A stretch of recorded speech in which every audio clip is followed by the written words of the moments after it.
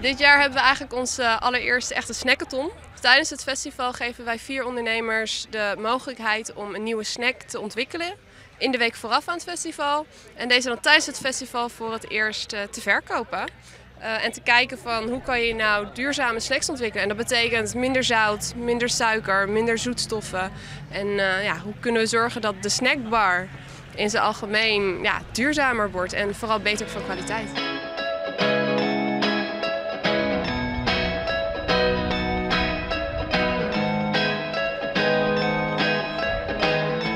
Eigenlijk is het de snackbar van de toekomst. En de snackathon is kijken van hoe kunnen wij nieuwe snacks in de snackbar die je hier achter ziet staan toepassen.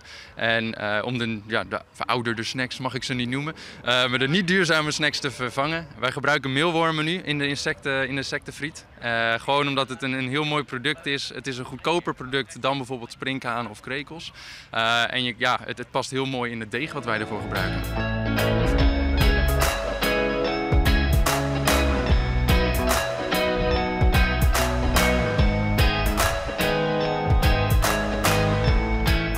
Duurzaamheid is natuurlijk op een gegeven moment moet standaard worden. En hoe ga je dat nou doen en soms niet alleen alles vervangen en verduurzamen, maar hoe ga je ook zorgen dat duurzaam een nieuwe inspiratie wordt? Dus hoe ga je ook zorgen dat het leidt tot nieuwe dingen? En ja, dat is heel erg leuk om te zien hoe mensen dat oppakken hier zo.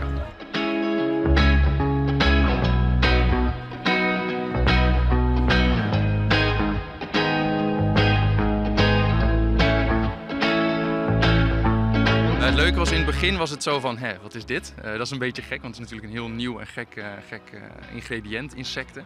Maar het wordt steeds beter eigenlijk. Ik merk dat steeds meer mensen doorhebben van, of ze zeggen, nou, we moeten er wel aan. Of ze zeggen van, we gaan het een keer proberen. Heel veel mensen, merk ik, hebben het ook wel eens al op.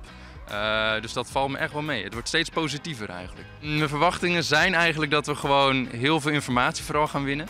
Maar ik denk wel, zeker omdat Welcome to the Village een heel leuk open publiek trekt, dat we aardig wat gaan verkopen tijdens de verkoop. En heel veel informatie gaan winnen van of het lekker is, ja of nee.